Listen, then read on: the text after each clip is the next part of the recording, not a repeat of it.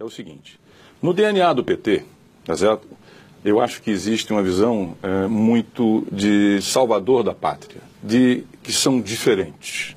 Ou, se você quiser, de um certo egoísmo, se a gente pode falar de instituições que são egoístas, que pensam acima de tudo em si próprias. Eles ficaram fora, eles foram contra a anistia, tá certo? Em boa parte. Eles não toparam assinar a Constituinte, que nos fez a mudança, né, do período ditatorial para esse atual. Eles foram contra o Plano Real. Eles foram contra o governo de coalizão do Itamar Franco. Então, se você olha o histórico do PT, tá certo? O PT é um partido, como a gente diz na política, hegemonista, é tudo para ele, tá certo? E ele pensa, ele olha a realidade, e é isso onde está o centro da preocupação, da perspectiva do seu ganho. Um agente político tem que ter a capacidade de entender que ele ganha quando todos, ou quando avança um país ou uma nação. Então eu diria, quer dizer, por que é que, numa tentativa de interpretação, tá certo? Vamos tentar. O PT não responde a essa crise, e o seu governo não responde a essa crise. Por quê? Porque isso implicaria numa mudança, tá certo, de rumo ou de perspectiva do governo, tá certo? Que teria que, de fato, tá certo, estender ou pedir desculpas, ou procurar buscar aliados, sair efetivamente do seu isolamento, ceder espaço, ceder poder, tá certo? Em nome de você manter ou de sair dessa situação. Mas o histórico do PT não aponta nesse sentido, tá certo? A crise do Petrolão diz para nós o seguinte, que o PT não tem superego, ou seja, não tem um software de controle, tá certo? Porque ali excedeu tudo. Tudo que nós poderíamos imaginar. Uma corrupção generalizada. Ali é perplexidade, tá certo? Ali é perplexidade. É você dizer o seguinte: eu estou me lixando para a institucionalidade. Eu estou me lixando. A tua moral é uma, a minha é outra.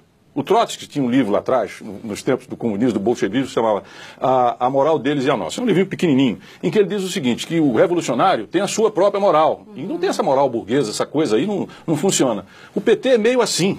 Não é bastante assim. Tem a moral dele, que se autodenomina um intérprete dos excluídos, dos pobres e etc, etc. Dele, a verdade dele. Ele é, como era o Stalin no passado, né? O pai do povo, o pai do proletariado, o guia celestial. Então, essa missão auto-imposta do PT, que lembra um pouco no plano global, por exemplo, dos Estados Unidos, que tem um destino, um manifesto, etc, etc, né?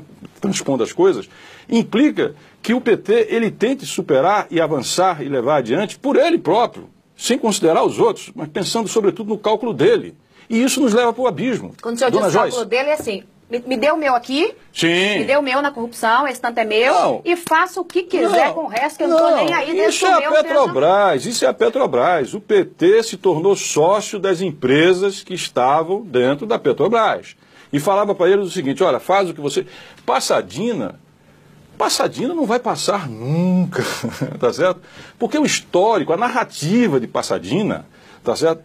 É uma tragédia, tá certo? Que deixa você, quando vê, na perplexidade. E você pergunta: vem cá, perdoe os termos, mas até para roubar há que ter uma racionalidade e um limite, tá certo? Há que ter, não há limite, é um deslimite. Por isso eu digo, não tem superego, não tem controle, não tem limite, não tem nada. É uma psicopatia da corrupção. Se você puder assim dizer. Então, o que acontecia? O PT disse: ó, faz o que você quiser, deixa o meu, aparta a minha parte, faz o que você quiser. Não quero saber o que você vai fazer. Só isso explica como é que uma refinaria, né, como aquela de Passadina, sai de 100 e poucos milhões e chega a 1 bilhão e tanto. É não ter nenhum senso moral.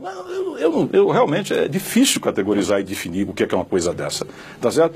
Mas isso tem a ver com esse DNA que o PT ostenta. Quer dizer, de um lado, essa coisa de que, olha, eu sou o real e o único, né, representante dos interesses do povo brasileiro, tá certo?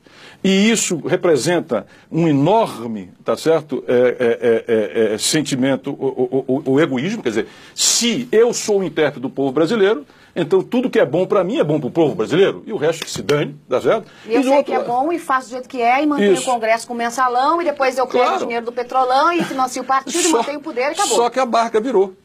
A barca virou. E agora, cadê o PT com capacidade, tá certo, de entender e elaborar essa nova situação? Se ele só pensa nele, tá certo?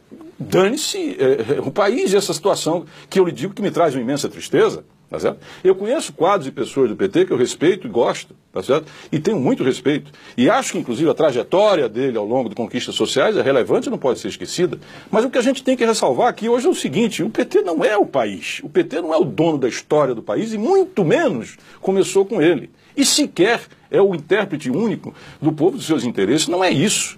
Mas só que isso, quando transportado para uma realidade de crise como nós vivemos hoje, tá certo?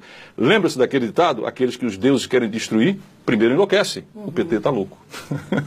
Tá certo?